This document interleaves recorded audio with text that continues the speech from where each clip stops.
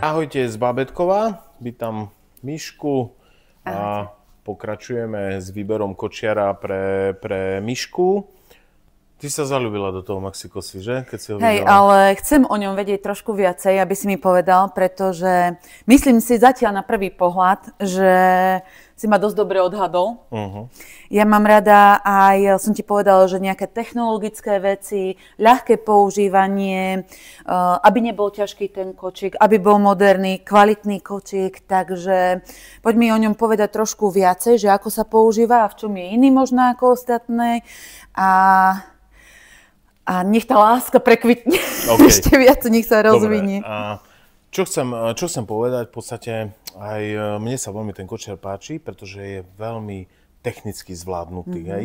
To znamená, že keď začneme od podvozku, prepáč, že vždy začínam ten svoj výklad nejak z dola, aby som v podstate nezabudol na nič, tak je to veľmi dobré tlmenie. Tu je v podstate nezávislé tlmenie, čiže vidíš, ako ten kočiar krásne nezávisle tlmí tie kolesa, čiže sa snaží udržať to dieťa v rovine, aj keď povedzme ten terén klesá len na jednej strane. Čiže počkaj, teraz by si mi povedal, že je vhodný aj do mesta, aj do terénu. Určite. Hej? Takže môžeme si to takto zhrnúť, tie hlavné. U nás hovorím zákazníkom perfektný do Bardejova. Hej, pretože tam majú tie kocky na námestí, čiže tam proste ten kočiar má neskutočnú priechodnosť. Nášľapná brzda, ďalšia vec, máš krásne topánky, vyleštené, tak v podstate, aby si ich nešpinila, jedným našľapnutím zabrzdíš, ďalším odbrzdíš, čiže veľmi dobre premyslené. Košík. Hej. To je dobre vlastne, keď ide žena z kopca, nie? Že aby to dobre brzdilo, alebo aby sa ľahko tá brzda používala. Áno, je to hlavne aj kvôli tomu, aby si nešpinila, špičky neodierala na topánkach. Hej. Čiže predtým som musel botázky, už to začalo mať viacero kočiarov, ale predtým som botázky menil každé 3 mesiace, lebo ak som každý deň ukazoval brzdenie, odbrzdenie, tak proste som si tie špičky na topánkach zničil. Toto je taká vychytávka, že to človeka by normálne nenapadlo, nie? Ale potom pri praktickom používaní, tak potom by na to prišiel. Ďalšia praktická vec u tohto kočiarika je 10-kilový košík.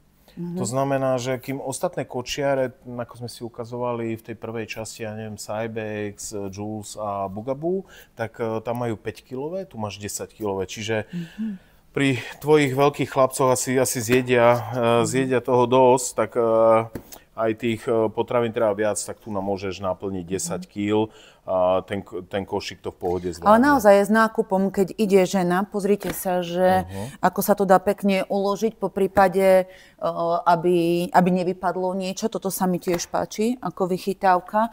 A je to naozaj pevné, ešte je aj vytvrdený ten spodok, takže detaily, ale veľmi, veľmi zaujímavé. Opäť. Áno. Keď ešte ostaneme pri tom podvozku, niekto z Maxi-Cosi rozmýšľal, a tak ako som ti ukazoval v tej prvej časti, že proste ty potrebuješ tú teleskopickú ručku, aby ťa držal ďalej od toho kočiara, aby si do neho nezakopávala, ale zároveň sklopná ručka, ako sme si ukázali na tom Britaxe, je lepšia pre dvíhanie, tak tu jednoducho ten teleskop zalomili. Tým pádom máš dobre aj dvíhanie, kľudne si to odskúšaj, keď potrebuješ trošičku nižšie dať, alebo niečo také. Ale... Manžel je ešte vyšší odo mňa, čiže a syn. Áno. Synov ja už mám takmer dospelých, takže a vysokých športovcov, takže toto ocenia, tú výšku. Určite. A ja si možno po cisárskom, keď budem, tak asi tiež, že sa nebudem musieť nejako nakláňať. Takže, a veľmi ľahko sa ide. Áno. Že naozaj, že ten pohyb je veľmi taký plynulý, by som povedala. Keď som si skúšala aj iné kočíky, tak nebol taký plynulý, ako je pri tomto. No a tu sa dostávame... myslím si, že o podvozku skladanie si ukážeme potom. Tam je tiež jedna veľká vychytávka, kde sa ti vysúva stojan na to, aby ti kočík ostal stať, ale to si ukážeme trošičku neskôr. Poďme k tej vaničke. Čo ma tá vanička, či ma prekvapila, keď si pamätáš, tie staršie poľské kočiare, každé malo dvíhaciu hlavu. Potom všetci od toho upustili, že v prípade refluxu detí u tohto kočiarika máš polohovateľnú hlavičku, hej? Čiže... Martin, ja ťa ešte zastavím, čo sa mne páči, že naozaj sa vôbec nekrčí ten kočík, že keď sme si pozerali a prechádzala som si pohľadom iné, že je tak krásne, je to hrubé. Je to hrubé a preto sa to nekrčí, že ten kočík naozaj vyzerá veľmi elegantne. Už na taký prvý pohľad. No to je ten ženský pohľad, ktorý my chlapi bohužiaľ nevidíme. Hej, a tu som našla šiaha nejakú vychytávku. Organizer, áno, presne. Na mobil napríklad, nie? Mobil, že peňaženku, všetko si tam pekne skrieš, tak aby si to nemusela tomu bábätku dávať. Ale ešte aj násyp je to. Akože zasa detail, ale... Ja si myslím, že práve o detailoch sú tie kočíky, lebo kvalitné sme už videli, sú viaceré, ale to sa mi zasa páči, že ako vychytávka.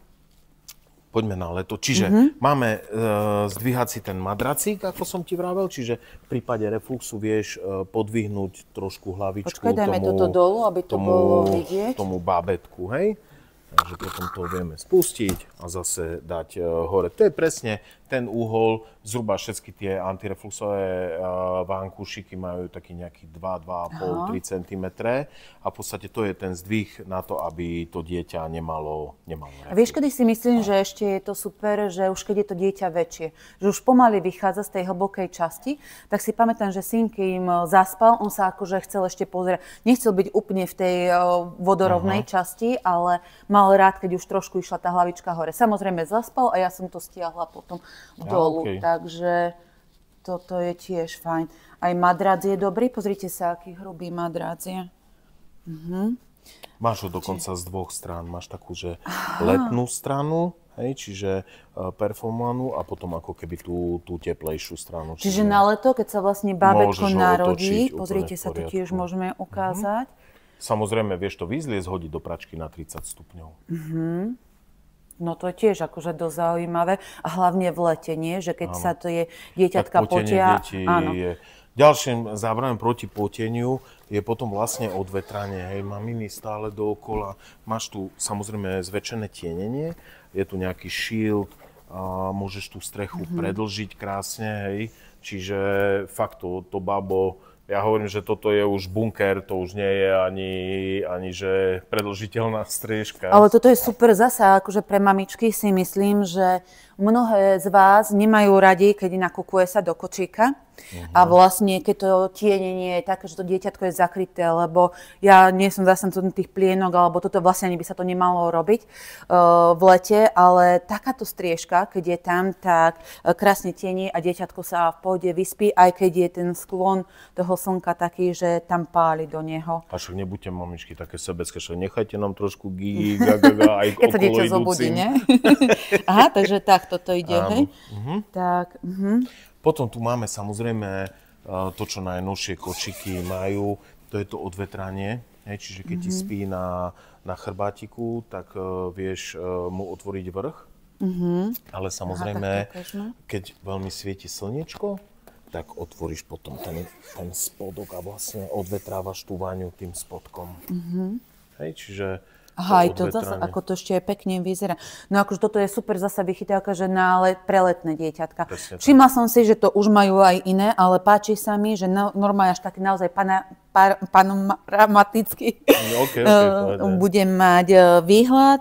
Vidíme to bábätko, aj keď je v tieni, odvetráva sa, vzduch cirkuluje a vlastne dieťatko sa nám neprehrieva. Dobre. Čo ale, prečo v podstate som nejakým spôsobom hneď ten kočiarik, proste som si povedal, no tak takúto vysokú babu sme tu už dlho nemali, takže je v podstate výška tej vane. Maxiko si už aj na predošlom modeli Lila malo tú vaňu tiež vysokým kočkám, sme ten kočiar radi ukazovali, pretože každá prišla a povedala, ten kočiar pri mne vyzerá ako kočiar pre babiky, to už som absolvovala v detstve, teraz chcem mať normálny kočiar, tak je tá vychytávka vlastne výškového nastavenia tej vane v troch úrovniach, hej. Jasné, nižšia kočka, napríklad keď má vysokého manžela, nechá si to dole tak, aby pekne cez ten kočiar videla, hej. Veľa žien zabúda na to, že proste príde, áno, páči sa mi, ale nepozerá sa cez ten kočiar. Ty musíš proste vidieť, lebo potom utrhneš predné kolesa na obrubníku. Takže zase, aby si sa nemusela zhýbať. Ale toto sa mi strašne páči, že naozaj tak veľmi jednoducho, že žiadne prestavovanie adaptérov alebo niečo podobné, ako napríklad bolo v minulosti, ale veľmi, veľmi jednoduché je to. Ja mám napríklad nízku maminku a keď mamka bude kočíkovať, tak toto sa bude veľmi páčiť, že naozaj obyčajným kliknutím a už je úplne iná rovina toho kočíka. Paráda. Páči sa mi to. Toto sa ti ľúbi. Toto sa mi ľúbi. Ja ti ukážem ešte jednu funkciu, len si dám zatiaľ tú športovú časť bokom. A to je zase, hej, moderní ľudia majú radi, povedzme, menšie auta do mesta. Tak táto vaňa,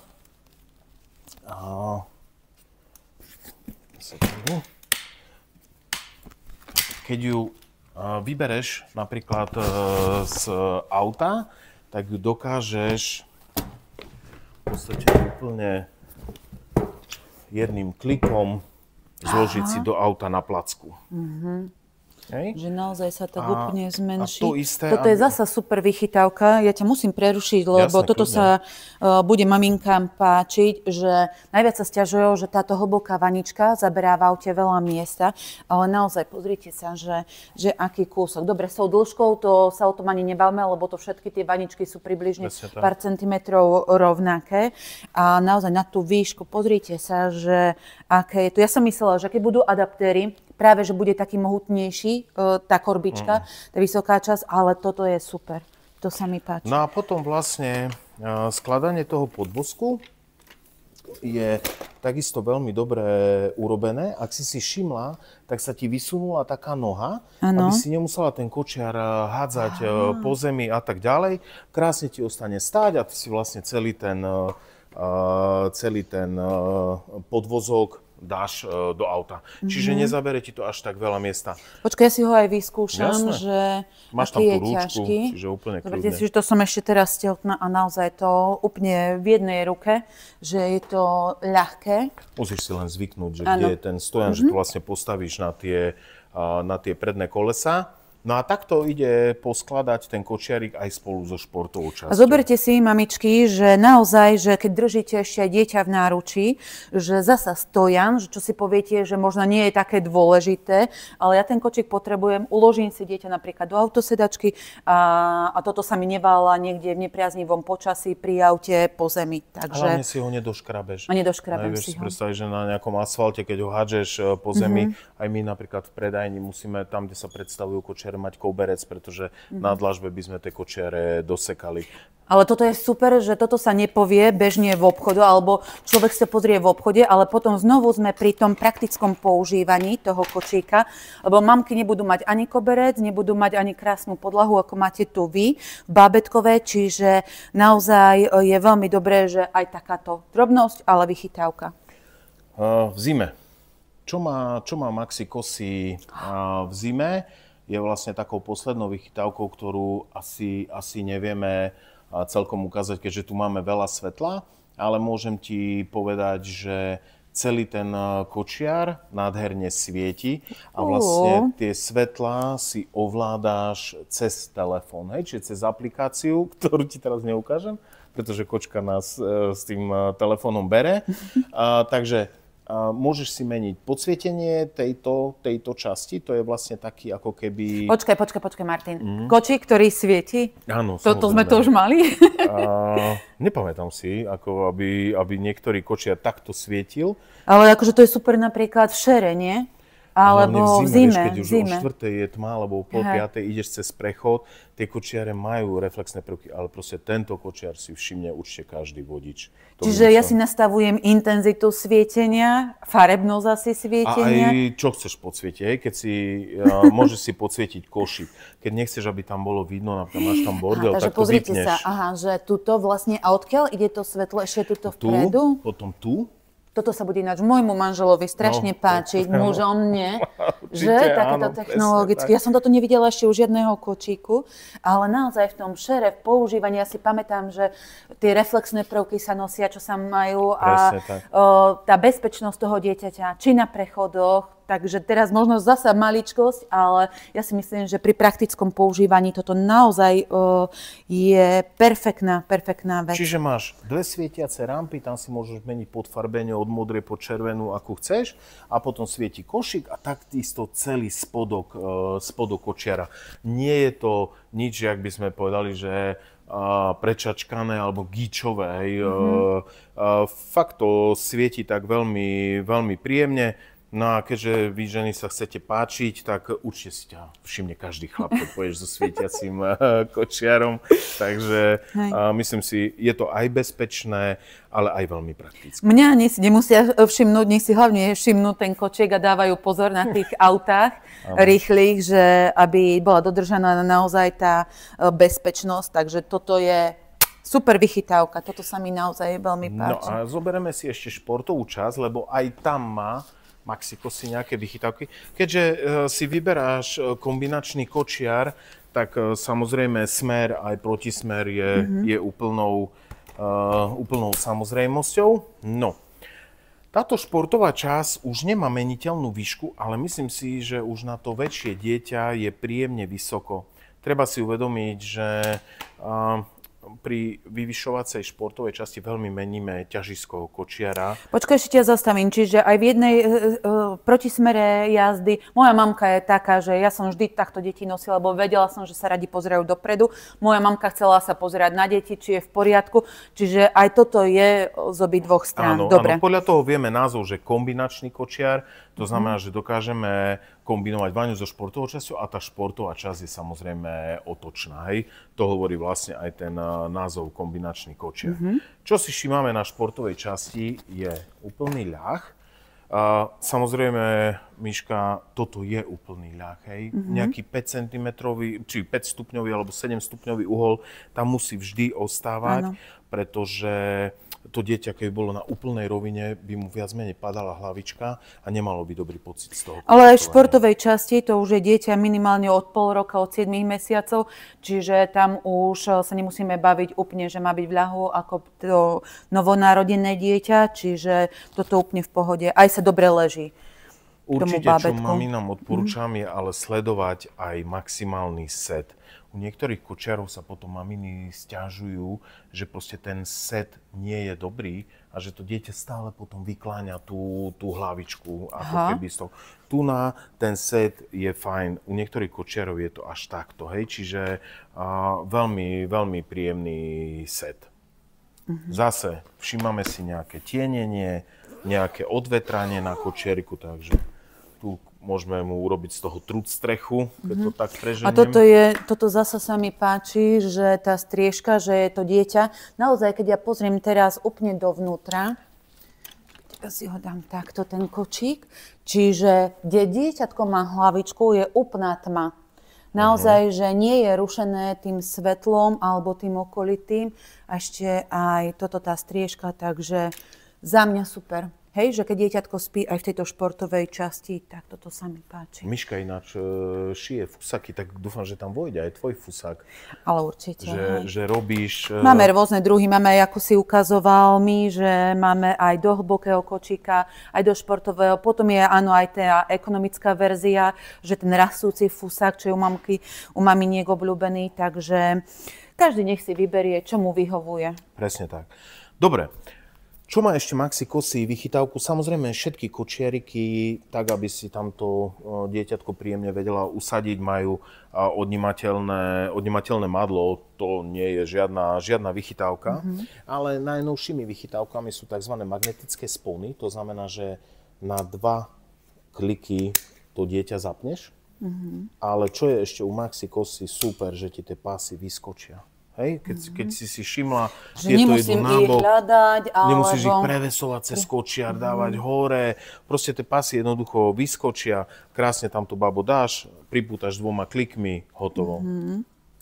No a samozrejme... naozaj magnetické, že ako prečo som navnadil na tie fusaky, proste vy ste museli zareagovať úplne iným šitím fusakov a to je presne kvôli týmto nastaviteľným pásom. Hej. Čiže Už dneska mamina nemusí to cez nejaké dierky prevliekať alebo podobne, dobré, ale proste posuvné pásy. Tým pádom všetci výrobcovia fusakov museli prejsť tých vertikálnych na horizontálne diely práve kvôli nastavovaniu pásov. Samozrejme aj napríklad kvôli pásom v Cybexe, kde sú úplne spojené. Ale toto je perfektné aj, lebo sú rôzne veľkosti aj detičiek. Takže naozaj, že sa to posúva, tak sa to presne prispôsobí tomu bábätku konkrétnemu, ktoré je v kočíku.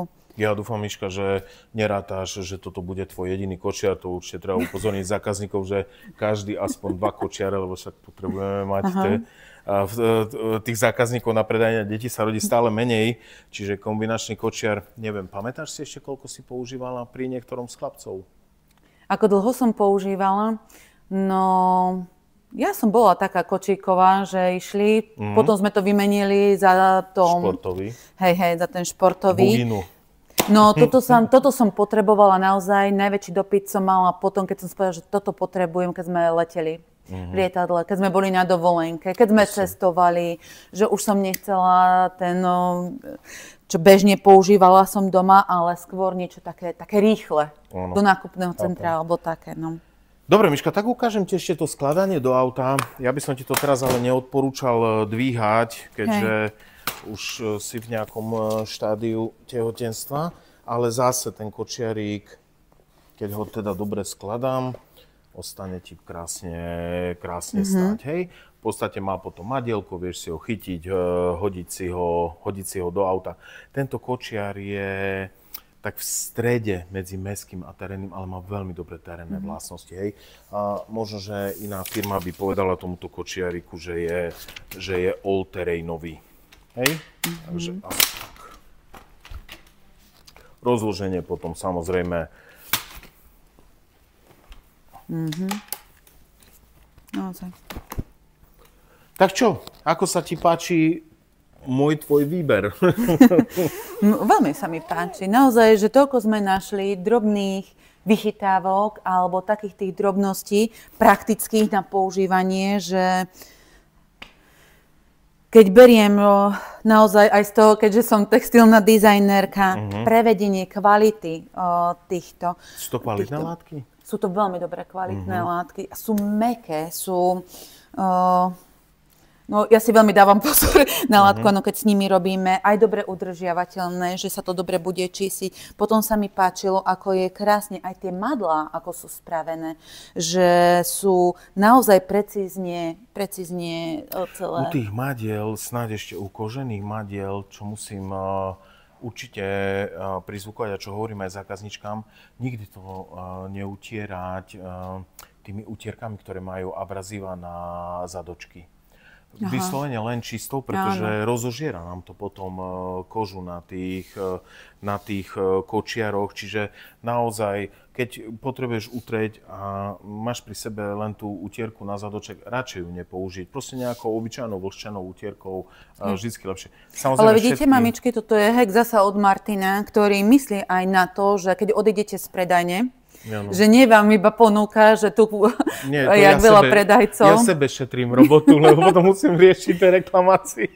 No hej, aby neboli, akože vždy je lepšie akože tomu predchádzať a mnoho mamičiek ani nevie, že si to neuvedomí na začiatku.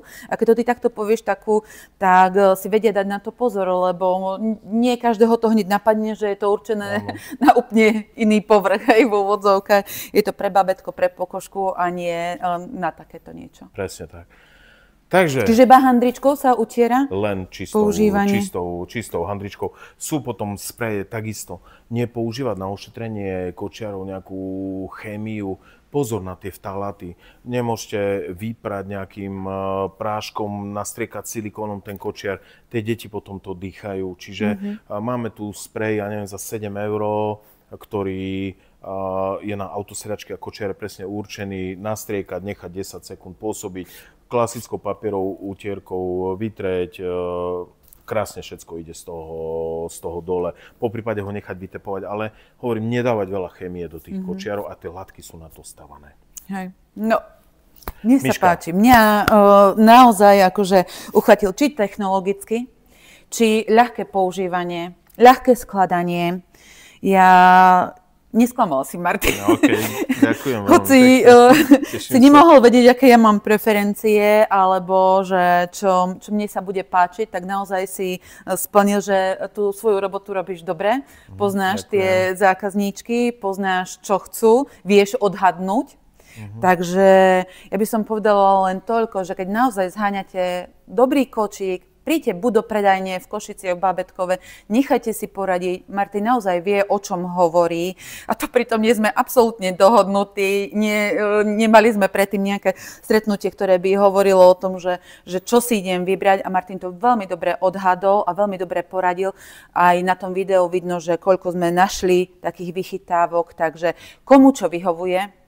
Mne vyhovuje, presne si trafil klinec po hlavičke, čiže sa mi páči aj do terénu, aj do mesta športový, takže za mňa ďakujem ti naozaj veľmi pekne za poradenie a za pomoc pri výbere, lebo ten výber je naozaj široký, na trhu je veľa kočíkov, čiže už len každému, čo vyhovuje. Miška, my ďakujeme veľmi pekne, že si nás prišla pozrieť, že si teda v podstate tu nejde o žiadnu spoluprácu. Ja som nejak Mišku poprosil, aby sme, povedzme, stočili jej výber kočíka. Ak sa vám páči takýto seriál a chceli by ste v ňom pokračovať, samozrejme Miška bude potrebovať ďalšie veci, môžeme sa zastaviť potom na výbere postielok, môžeme si ukázať niečo o kúpaní, akú vaňu si vybrať, ako zorganizovať tú spálňu, tak aby ste to mali všetko po ruke, lebo stále sú tie mýty, že kúpeme deti v kúpeľniach, prenášame ich cez byty do spálny, tam ich prezliekame. Toto všetko si vieme ukázať v nejakých ďalších častiach, ale musíme vedieť, že vás to baví. Keď sme dlhí, kľudne nám to napíšte, ako kritika nás jednoznačne posúva ďalej. Ak sa vám to páči, dajte nám prosím like, aby sme vedeli, že tá interakcia alebo to, čo sme si vymysleli s Miškou, je správne. Takže ja vám ďakujem, že ste to dosledovali až do konca. Miška, tebe tiež veľmi pekne ďakujem, že si nás navštívila. Na ďalšom dieli. Ahoj. Ahojte.